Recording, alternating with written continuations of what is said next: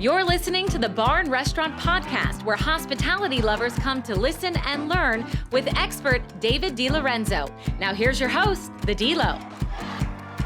Welcome to another episode of the Bar and Restaurant Podcast, and today is an extra special episode because I have my good friend Melissa Anaya here, and Melissa owns EatDrink. What is it? EatDrinkAz Agency? Yeah, EatDrinkAz, Eat Drink Creative Agency. Yes, she's very creative, and you can always find her out and about on the town doing something creatively fun with food and beverage, and it's exciting to have her here today. A little bit break from the actual restaurateurs, but somebody that works with a lot of restaurateurs. So, Melissa, I understand that you were born in Mesa? Yes, good old Mesa, Arizona. Good old Mesa. Yes. And how was growing up in Mesa, and what was your childhood like? Oh God. Well, there wasn't a lot going on then. Yeah. I watched Superstition Springs Mall go up off the 60. I watched the 60 being built. I remember driving with my mom and seeing kids on bikes riding the dirt freeway before they were laying it down. That's crazy. Wow. Yeah. What did you ever have, let's just say, aspirations to do something different than what you're doing now, like when you were a little girl? Nothing. I don't even remember. You're just like, I don't remember. I don't remember any of that. The past is the past.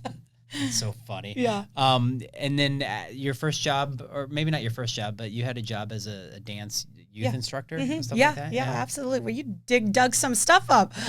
Good job. Well, I know you're a dancing machine, or at least you were. Yeah, so, absolutely. So that was cool. Do you still, are you still into that? No, do now the Tik Tok dances, which are kind of fun. Every once in a while, there'll be something where an adult class for dance and just that, probably just listening to music and stuff now. Okay. Yeah.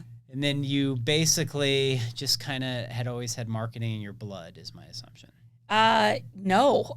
No? No, not at all.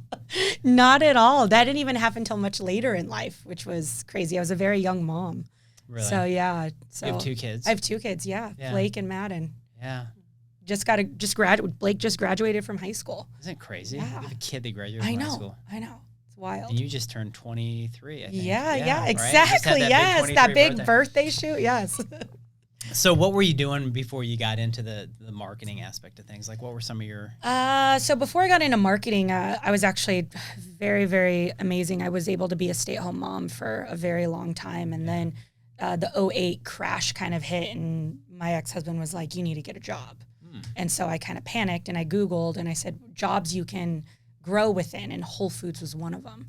So that was kind of my journey, where I ended up meeting a lot of contacts. One of my very first clients, big, still biggest to this day, came from there, was Anheuser-Busch. Wow. Yeah. Wow. Mm-hmm. So Whole Foods, how long did you work there? Worked there for, 2 years consistently, and then I did on-call for a little bit. They would let me work there randomly when I would want. After my divorce, I was bartending. I opened a bar called The Perch in Chandler. That's right, yeah. Yeah, they didn't have any marketing going on, so I happened to be kind of good at MySpace then. What was Whole Foods like back then? Was it just? I know it had been around for a while. Or Bezos. Yeah, right before pre Bezos food. Yeah. What was it like when you were there? Was Whole Foods quite as kitschy as it is now, or mainstream? No, or very hippie. Very hippie-ish. Yeah. Oh yeah, totally green. So I remember sometimes I'm like, people have this vision of the way Whole Foods looked in the front, and you would go through the back and the aisles. Yeah. I'd be like, this place is filled with hippies. Just it wasn't even organized. The back looked like a party. Disaster went off. Yeah, it was crazy. Totally different from what I hear. Did people now. Camp out in the back, in boxes and stuff, because they didn't have anywhere to live? Or? Dude, it was very. I remember one time I recorded because I was like, you guys will never believe the way Whole Foods looks in the back. They're just a bunch of potheads. They just kind of it was crazy. That's how I ended up meeting James from Craft 64. He's like, dude, all these kids smoke. No, he's like, all these kids smoke weed. None of them are bartending correctly in the bar. And they would have full-blown parties in the bar then. Wow. We're talking 100 people the bar. This Whole is pre-COVID, people. Yeah. Just so you know, right? This is pre-everything. Wow. Yeah. That's crazy. I went there yesterday, and I was so excited that the fucking Olive Bar was open. I mean, the little things, the right? salad bar. No, the olive bar. Well, I could just scoop my own olives from the different like Peachtree dishes of viral whatever. I didn't care. I loved the olive bar. Loved those. I used to take those things and snack on them. Eat them. Yeah. Well, that's great. Do you still shop at Whole Foods, or are you? I do. No, I do. I love the Tempe one. I get excited about the grocery cart going up to the top by itself. It's so funny. So then Whole Foods. My assumption is you get done with that, and then you started something called Jam 7 Media. Or? Yep. Yeah, did. Yeah, but covered a lot of UFC then with my partner at the time. Yeah. So he was into broadcasting radio, and his background was sports, and we ended up bringing back a promotion. It was called Rage in the Cage, and there was like one of the longest running. Rolling. Oh, yes. yeah. I used to hang flyers for that guy. One of the longest running MMA promotions, and two twins bought it, and we were their marketing. That was our first client that we had. Yeah. Yeah. Wow. So there was no food involved in this. This was just all it was bodies all sports. and slamming and that it was sort of sports. stuff. Yeah, Redline Athletics. So I did have a side job. I ended up being a brand ambassador for Coca-Cola. Mm-hmm. And then I was really good at Twitter and MySpace and ended up getting a UFC fighter involved. Okay. And Coca-Cola ended up making me their field marketing manager for NOS when they brought NOS on board to all of Arizona. The rap star? No, so the energy drink. Oh, the energy drink. I thought you meant Nas, the rap star. Sorry. No, so that is how I ended up getting our very first gig with AB and Bev, is because I ran their entire drink program.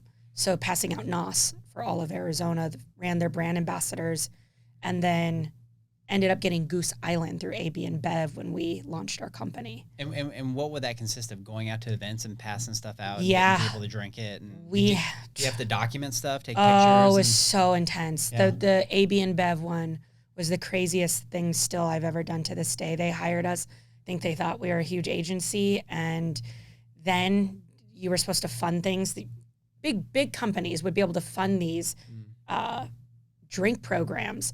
Well, we ended up not getting our checks until like much later. So all these young girls were like counting on this money, and we had to back pay them and borrow and pull out loans. And I mean, we were sending out 3 to 4 brand ambassadors Thursday through Sunday at 6 to 7 different spots. Wow. For weeks. Wow. You can think of the money. All of their spends were $100, like everywhere they would go. Total Wine, all of those places. Yeah. Wow, that's crazy. Yeah. And so, would you have like Polaroids back then, or No, it was phone. Oh, the phone was existent. It just seems so easy now with all the stuff that we can do now. Low quality. And it was low quality, and now you can get instant gratification to the client based on how many likes, follows, all that sort of stuff on there. That's interesting. All right, so then Jam 7 kind of you split with your partner, or some stuff happens or whatever. When did EatDrinkAz come to fruition? So my very first client was Los Taquitos, and they ended up opening right next to Whole Foods. And we had lived next to Whole Foods. Gotcha. So I ended up walking in there, meeting the owner, and then we just posted photos for clients, didn't really know anything about ads, and then ended up getting another food client, and just slowly over time, I was like, I'm not passionate about sports, and it never really, I was going to like the biggest UFC fights, Conor McGregor, Ronda Rousey, and it was great, but I was just never really passionate or excited about it. And I loved doing the food thing. So ended up just splitting off and going straight into food, kept the sports brands for a little bit longer. And once I kind of added on more restaurants, I let all the sports people go and completely said, I'm going straight on with food and bev. It's the only thing I know. It's the only thing I'm really passionate about. I've worked in the industry. I was a bartender, bar manager, opened the Perch. I was like, this is it. Like, I'm good at social media. I'm like, I never went to college, and I was like, I have to find something that I can like grasp onto and figure out in life.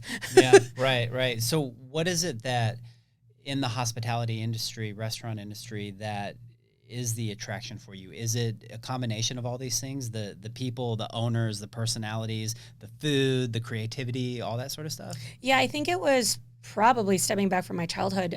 We didn't have a lot of money, and so the only thing we did do is go out to eat every single Sunday religiously. So like my entire life, still to this day, I even have stuff comped and traded out. I still spend so much money on like food. It's like, that's all. My mom still does it every single Sunday. Like she goes out to eat. So like I fell in love with the industry and working in it. And I was great at what I did. I loved bartending. It was, if I would have bartended for the rest of my life, I would have loved it and never had a complaint. Like I was always like head into anything that I did with the industry. And then once I figured out social media and I was like, oh, I can do much more. And I thought about getting older, thought about my feet. I thought of the old servers and bartenders that I would see that, you know, and I'm like, I couldn't picture myself, not saying that you're stuck. I just didn't see that life for me. And I knew my body was going to break down. And I was just trying to find another avenue within the food industry that I could prosper on. Is that when you started working out? You felt your body, you're doing the spin classes and the outdoor working out and all that. Exactly. But I mean, that's good because you do withhold the balance. Like, you know, when you talk to foodies, you know, and people that don't know you and just see you, you know, through social media, just make this assumption that you just go out and gouge yourself and eat and don't do shit. But you're very focused on, you know, health and wellness and taking care of yourself and living that as a role model, even to your kids, right? No, huge. Yeah. Whole Foods was a huge part of that. I didn't even know food was bad for you till I worked there. They had a great program that they would send you through. I was like, wait, if I like really dial in on anything, I'm like bringing in my own dirt that's organic and like growing my own stuff and air filter systems because everything's bad for you. Like you started like panicking because you realized how crazy stuff was. So yeah, I mean, a huge part of that. I mean, yes, I eat it. Yes, I love going out to eat. But at home, we really are conscious with what we eat for sure. So you would say your life's got a really good balance of enjoying yourself, but also pumping the brakes when you need to get back into. Oh yeah, you feel it. You definitely feel it. Yeah, no, that's cool. Let's talk social media. It's just such a loose-ended term, you know, it's social media. So when you say that term, a lot of people, you know, kind of like when you say insurance, people's eyes glaze over. They're like, yeah, okay, another one of these. Yeah. You know? What is it that you want to explain in the aspect of your definition of social media? What does it mean? What it means for us is results, pretty much getting results for our clients. And without those, to me, it doesn't really benefit our clients at all. And if somebody's not on social media, would you say that that's almost in this day and age like not a death wish, but I mean a lack of awareness? Yes. I mean, I've seen people do it completely successful. Like you still have those people like word of mouth, like concepts or places where I'm just like, holy crap, this place is thriving and they don't even have an Instagram, but they'll have some sort of something else. Like there's this sushi place, one of my favorite sushi places, Sushiholic. And I was like, oh my God, how have I never found this place? Not on Instagram, but they're hardcore on Yelp, right? So like they go head in with dialing in on that. Or some people still have huge, I met this influencer, 500,000 followers, but it's on Facebook. People are like, Facebook is dead. Like I think that you just have different elements of wherever you're strong at too. I think that's, you know, that's something definitely to think about and to put out there is that there's so many different channels or avenues that people can take, and you don't necessarily have to be, you know, the best at all of them. It's like pick which one that you really love or the few and then kind of work those. Now, we've seen an uptick in TikTok recently, and I know that you've taken a liking to that along with you know, one of your coworkers, Chelsea. So how has that been working out for you guys as of recent? Is that fire, like obsessed. I think when it came out, I think it changed a lot of things about social media, brands. The one thing that I think the biggest that we see on TikTok is that they're getting rid of the fakeness. Yeah. And I don't mean by fakeness as in your followers are fake or stuff like that. I mean, people are connecting with who you are. There are old people, 80 years old, working out with like 1 million followers because they're connecting with them. And plus size women in bathing suits. Like you're just able to finally connect with people and get rid of the bougie fake shit that you see, the perfectly posed photos. Like let's just connect with the people. And I love that about TikTok. Love it. Yeah, because I mean, it's interesting because people's attention span is about, 15 seconds of that. And that's what TikTok videos, most of them are in that point. And so instead of just kind of a snapshot of what you would assume would be the person's personality, which doesn't always come into play, even though a picture can be 1,000 words, you don't really know what those words are. They're what you interpret in that aspect. And so when you're looking at TikTok, if you at least have 15 seconds of somebody's personality and the way that they are, you can find that sort of attraction to them, and then it collectively would builds up on your other media outlets. Because Huge. what I've been noticing is that with successful TikTok, it does bleed into Instagram for sure. Yeah. Mm-hmm. Oh yeah, our followers are funneling in from, like, I'll get messages all the time. I found you on TikTok. The cool thing is too is that Instagram, they had to find you. Obviously, it became such a huge pay-to-play platform that they had to find you through ads, like what we do. They had to find you through hashtags, organically, possibly, someone tagging you, sharing your Instagram because it was so great. TikTok just like opened the floodgates and was like, let you be found. You know, if you got a viral video, let's show it to the freaking world. I mean, my kid, I've never had in all the years of doing Instagram, I did a viral TikTok at the Princess. Her whole high school was like, I saw you on TikTok. That's crazy. I was like, what? Wow. Even your receptionist was like, hey, my kid sees your stuff. You know, and it's not just, I hate even using that. It's not for kids anymore. That same mantra that people had with Facebook and then to Instagram, it's so old. It is not just for young people anymore. It's like Facebook's for all the old people now. You know? It's kind of funny because we all grew up, with it and having that. Now, would you say for a restaurant that, does a TikTok video and has something viral that more times than not, it could constitute to sales? Oh, huge. We've sold out restaurants. That's great. So we've actually had people, this was kind of a funny story. So Chelsea did this TikTok for the Pratts. They were like, come out and it was a huge, huge viral TikTok. They were like, come out and we want to shoot your Christmas. Come shoot our Christmas. We have the best Christmas lights display. Yeah. Well, it went so viral that the cops had to be called in order to direct traffic. Wow. They were like, our neighbors are pissed. Like, you have to, can you please take this down? And she's like, I can't. Part of the TikTok creator program, I cannot take this down. So they were going through responding to everyone, being like, hey, these are the times we're shutting the lights down. But even concepts, restaurants, I get messages now versus before on people saying your TikTok sold us out for the last 3 days. We're booked on reservations. Even the clients that we do them for, we can watch their reservations go up. Now that we're managing their social media and we do a TikTok for them, we're able to track that in their, obviously their POS system and everything. So really the return on investment with what you do is absolutely amazing. Yep. And it's instant. Yeah. No, that's really cool. So besides TikTok, which we're talking about, what else, drives traffic to people's restaurants? Like, what are other cool things that they can do? That you can help them with? Absolutely. So obviously having great social media presence. I think even now, it's almost like I've never seen more abandoned Instagrams with COVID. I'll go and the restaurant can still be open, but their last post was prior. They're doing stories, but the person doesn't know, hey, are we open? Right. Keeping just even your Instagram a little bit consistent, featuring just some of your top items. It doesn't have to be all of your items, maybe just some of your top items. Stories, I always tell restaurants, are the easiest things that you can do. Keep your Instagram alive. Maybe you don't have time to post. You don't have a social media agency or employee helping you out. Put at least one post up a week and run stories so that people can at least watch those, since we are changing the way we watch social, since it's going this way, not this way anymore. Yeah, that's really interesting. Most people are watching stories. That is crazy.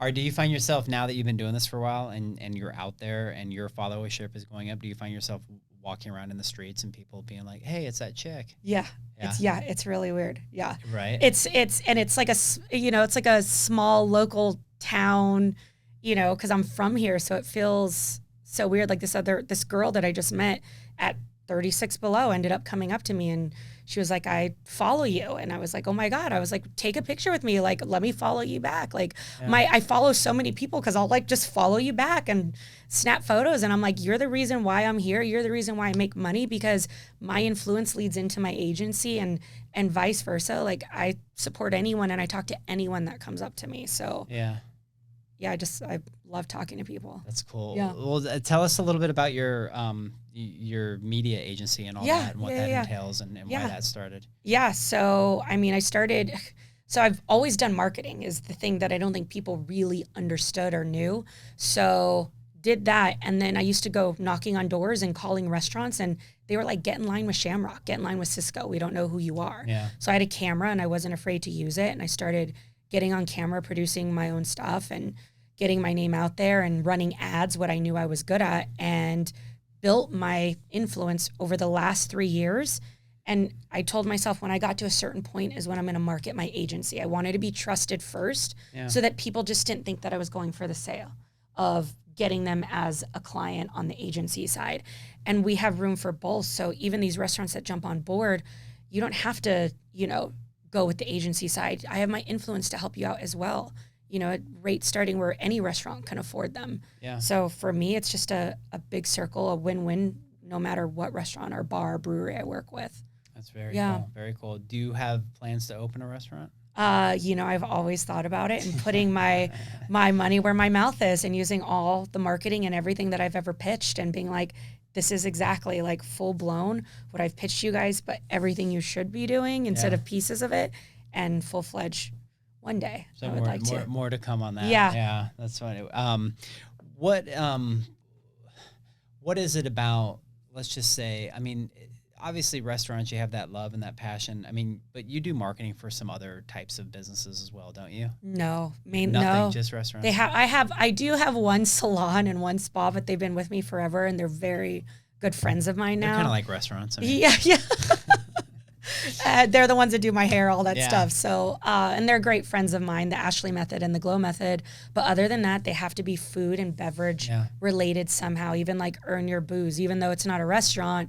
It's still food and bev related somehow, some way, which falls into everything if you think about it. Yeah, it really as long does. as there's food or drink involved. Well, I certainly appreciate and understand, niching yourself, because at the end of the day, that's absolutely, it's taking a leap of faith into what you do. And then when people see that, they're more confident as opposed to other agencies that may, do a little bit of everything and not understand the food niche as much as somebody that just does that. Yeah. So that's definitely huge.